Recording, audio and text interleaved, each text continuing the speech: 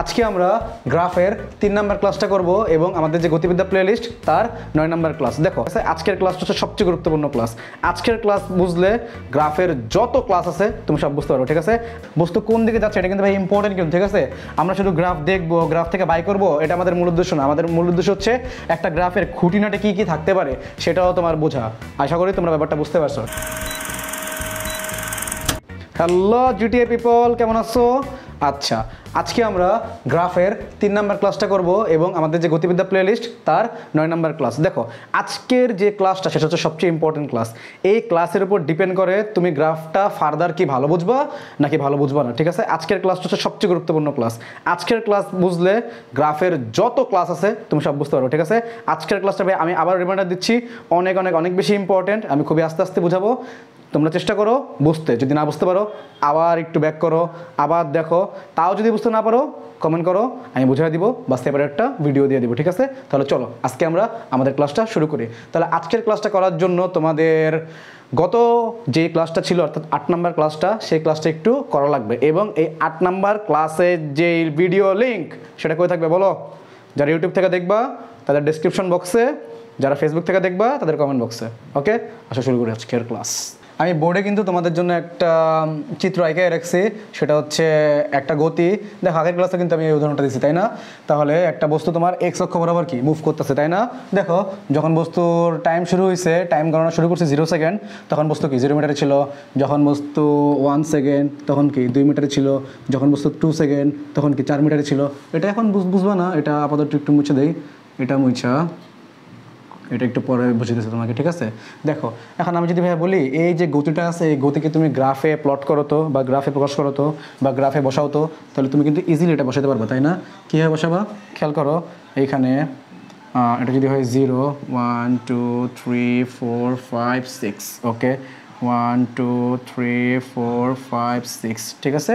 তাহলে আমি একটু যদি লিখেও ফেলি 1 2 3 4 5 6 1 2 3 4 5 6, এটা হচ্ছে তোমার এক্স অবস্থান মিটার, এটা হচ্ছে তোমার টি সেকেন্ড। ওকে, তাহলে আসলে আমি একটা প্লট করি। দেখো যখন তোমার সময় 0 সেকেন্ড তখন তুমি আসো 0-তে। যখন সময় 1 সেকেন্ড তখন তুমি আসো 2 মিটারে। যখন তোমার সময় 2 সেকেন্ড তখন তুমি আসো 4 মিটারে। যখন তোমার সময় 3 সেকেন্ড তখন তুমি আসো 6 মিটারে। তাহলে একটু যদি খেয়াল করো, তাহলে এইটা যদি তুমি যোগ করো, যোগ করলে দেখো এটা কিন্তু একটা সরলরেখা পাবা, তাই না? এটা আমরা আগে দেখছিলাম, অর্থাৎ এটা ইউনিফর্ম মোশন। তাহলে আমি বুঝতেছি যে যোগ করলে এটা তোমার সোজা হবে না, তাহলে আমি একটু জোর করে সোজা বানায় নিই। এটাকে আমি একটু জোর করে সোজা বানায় নিচ্ছি, ঠিক আছে? এটাকে আমি জোর করে সোজা বানায় নিচ্ছি। তাহলে দেখো এটা হচ্ছে তোমার 1 সেকেন্ডে, এটা হচ্ছে আমাদের 1 সেকেন্ডে 2 মিটার, 2 সেকেন্ডে 4 মিটার, 3 সেকেন্ডে এই দেখো 6 মিটার। আমি কি জোর করে একটু এটা বানিয়ে নিলাম, তাই না? তাইলে এখন খেয়াল করো, গ্রাফ তো আঁকলা, তাহলে এখন আমরা কি বের করবো জানো? আমরা এখন বের করব যখন সময় 0 সেকেন্ড থেকে তোমার 2 সেকেন্ড, অর্থাৎ বলো তো তোমার সময়ের ব্যবধান কত? ডেলটি, এটা কিন্তু তোমার 2 সেকেন্ড। তাহলে এখন আমি তোমাকে যদি ভাই বলি এই 2 সেকেন্ডে গড়বেগের মান কত বলতে পারবা? হ্যাঁ, ইজিলি বলতে পারবা যে ভাইয়া 2 সেকেন্ডে গড়বেগের মান হচ্ছে del x divided by del t, অর্থাৎ ডেল টি তো 2 সেকেন্ড। আর এই 2 সেকেন্ডে কত অতিক্রম করছে? তাহলে দেখো 0 থেকে 2 সেকেন্ডে অতিক্রম করছে 4 মিটার। তাহলে এটা হচ্ছে তোমার 4 মিটার, তাই না? 4 মিটার 2 সেকেন্ড, অর্থাৎ 2 মিটার পার সেকেন্ড। বুঝতে পারলাম। এখন খেয়াল করো তো, আমি গ্রাফ থেকে এই গড়বেগটা কীভাবে বের করবো? তাহলে গ্রাফ থেকে গড়বেগ বের করার আগে আমি ডেল এক্স আর ডেল টি গ্রাফের কোথায় আছে সেটা একটু দেখি, ঠিক আছে? বা ডেল এক্স আর ডেল টিটা আমি গ্রাফে একটু খোঁজার চেষ্টা করি। তাহলে একটু খেয়াল করো তো, তোমার সময় যখন 0 সেকেন্ড, দেখো সময় যখন 0 সেকেন্ড তখন কিন্তু বস্তু এখানেই আছে, তাই না? তখন 0তেই আছে। দেখো যখন সময় 2 সেকেন্ড তখন বস্তু কোথায় আছে? তখন কিন্তু বস্তু 4-এ আছে। তার মানে আমি এটা একটু যদি আঁকি, সময় যখন 2 সেকেন্ড তখন কিন্তু বস্তু 4-এ আছে। খেয়াল করছো? তাহলে বলো তো এখানে তোমার সময়ের ব্যবধানটা কোথায় দেখাইতে পারে? এই যে দেখো 0 সেকেন্ড থেকে 2 সেকেন্ড, অর্থাৎ এটাই কিন্তু তোমার কি ভাইয়া বলো তো, ডেল টি। আর বলো তো এই সময়ের ব্যবধানে কতটুকু তোমার দূরত্ব অতিক্রম করছে, খেয়াল করো। তোমার যখন 0 সেকেন্ড তখন কত 0, যখন সময় 2 সেকেন্ড তখন কত 4। অর্থাৎ তুমি কিন্তু বুঝতে পারতেছো এই যে নীল দাগটা আছে, এই দাগটাই কিন্তু তোমার ডেল এক্স, তাই না? এই দাগটাই কিন্তু তোমার ডেল এক্স। এখন আমি যদি তোমাকে বলি এক্স অক্ষের ধনাত্মক দিকের সাথে একটা কোণ, সেই কোণটা হচ্ছে থিটা। এটা হচ্ছে এক্স অক্ষের ধনাত্মক দিকের সাথে। তাহলে থিটার পরিচয় আমি তোমাকে স্পষ্ট করে লিখে দিই, এটা হচ্ছে এক্স অক্ষের ধনাত্মক দিকের সাথে কোণ, পজিটিভ দিকের সাথে। আমি মানে একটু উল্টা চিহ্ন দিচ্ছি, তাই না? সবসময় তো এটা হয়, তাই না? যে পজিটিভ দিকের সাথে কোণ সবসময় এটাই হবে, ঠিক আছে? এক্স অক্ষের পজিটিভ দিকের সাথে কোণ, এই থিটা। তাহলে এখন আমি যদি এই ত্রিভুজটা কি বলো তো, এই যে দেখো, এই যে ত্রিভুজটা, এই ত্রিভুজ থেকে আমি যদি ট্যান থিটা যদি বের করি ভাইয়া, ট্যান থিটা তোমরা অলরেডি বুঝতে পারছো যে আমি কী বের করতেছি। দেখো ট্যান থিটা, এই ট্যান থিটা সমান কি বলো তো, ট্যান থিটা সমান কিন্তু লম্ব বাই ভূমি। তাহলে এখানে লম্ব কত বলো তো, del x divided by del t, তাই না? তাহলে আমরা যে 9 10-এ পড়ছিলাম, বা তোমরা যদি মনে করো একটু ইন্টারের সরলরেখা যদি পড়ো, ইন্টার বাদ দাও, ঠিক আছে? নর্মাল ঢালের সংখ্যা কি বলো তো, ঢালের সংখ্যা হচ্ছে এক্স অক্ষের ধনাত্মক দিকের সাথে যে কোণটা আছে তার যে ট্যানজেন্ট নেই, সেই ট্যানজেন্টকে কিন্তু আমাদের কী বলে বলো তো, ঢাল বলে।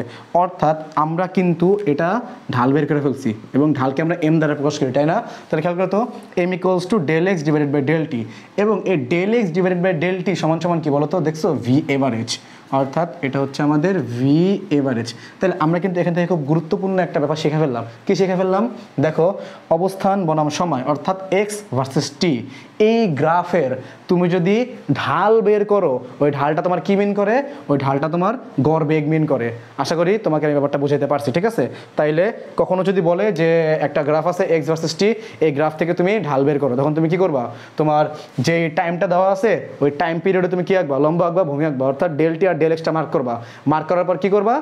থিটাটা বাই করবা, থিটা তো না, ট্যান থিটা বের করো বা ঢালটা বের করে ফেলো। ঢালটা বের করলে তোমার কি হবে? ঢালটা বের করলে তোমার কিন্তু গড় বেগ এসে পড়বে। আশা করি বুঝতে পারছি। এখান থেকে আমি তোমাকে আরও কিছু ব্যাপার ক্লিয়ার করি, ঠিক আছে? এখানে দেখো তো তোমার বেগের মানটা কি আসছে, এখান থেকে তোমার বেগের মানটা কিন্তু পজিটিভ আসছে, এখান থেকে তোমার কিন্তু বেগের মানটা পজিটিভ আসছে, ঠিক আছে?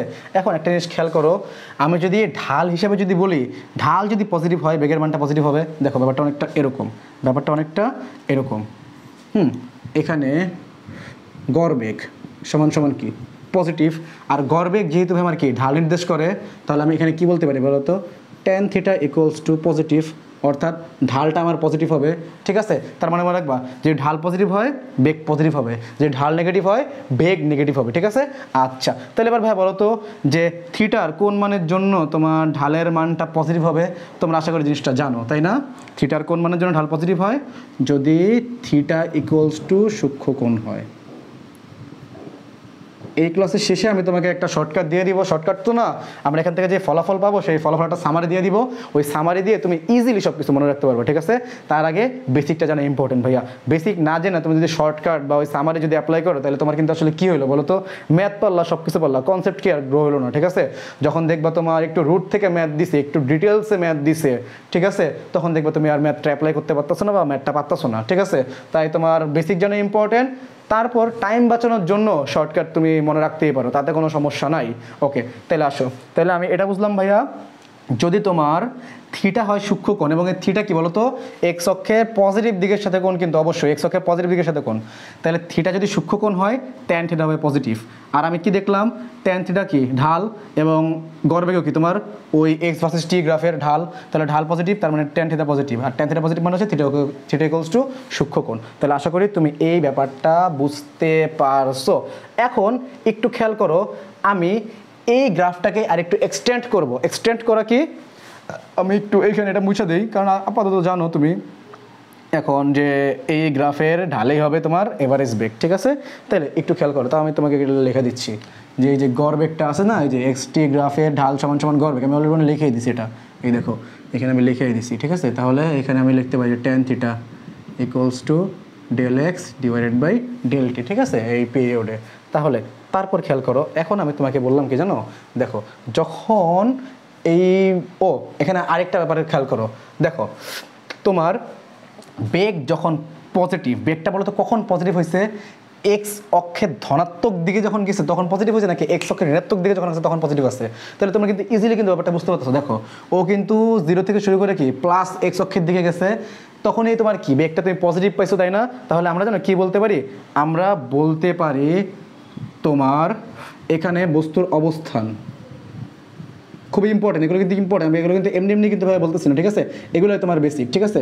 বস্তুর অবস্থান সমান সমান এটা কোন অক্ষ বরাবর, পজিটিভ এক্স অক্ষ বরাবর, এটা হচ্ছে তোমার কি পজিটিভ এক্স অক্ষ বরাবর, বস্তুর অবস্থান তোমার পজিটিভ এক্স অক্ষ বরাবর, এটা ইম্পর্টেন্ট, ঠিক আছে?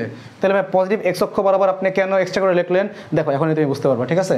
আমি আরেকটা টাইম নেই। দেখো যখন বস্তুটা 4 সেকেন্ডে আছে, দেখো বস্তুটা কি এখন আবার ব্যাক করতেছে মাইনাস নেগেটিভ, এই দেখো নেগেটিভ এক্সের দিকে ব্যাক করতেছে মাইনাস এক্স, এখন বস্তুটা কি 6 মিটার পর আবার আগের জায়গায় ব্যাক করতেছে, অর্থাৎ কি মাইনাস এক্স অক্ষের দিকে ব্যাক করতেছে। তাহলে যখন বস্তুর সময় যখন 4 সেকেন্ড হয়েছে তখন দেখো বস্তু আবার 4 মিটার আসছে, ঠিক আছে?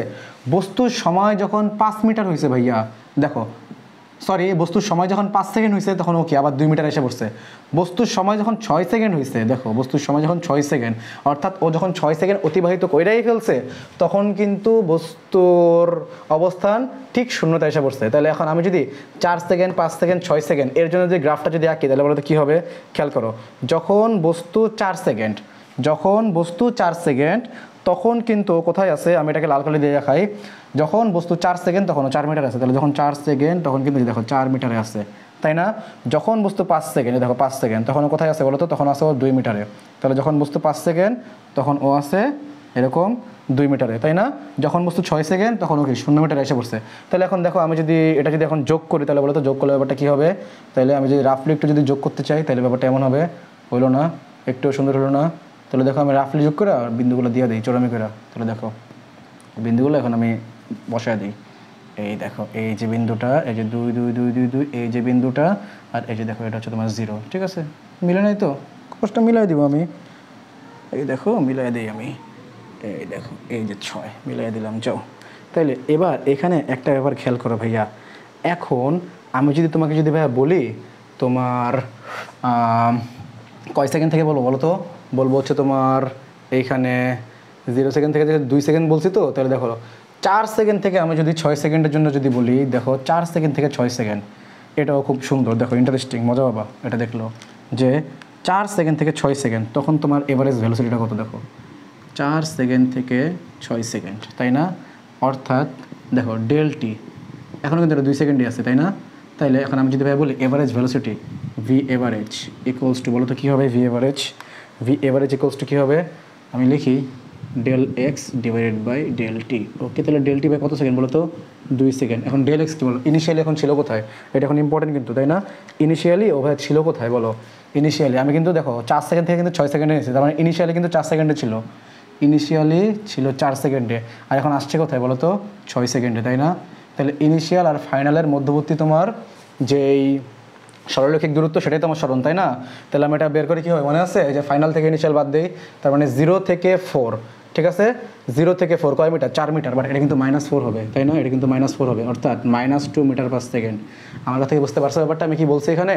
দেখো তুমি যখন এটা বাই করছো ডেল এক্স সমান 4 মিটার, তখন তুমি কি করছো 0 থেকে 4 মিটার, তাই না?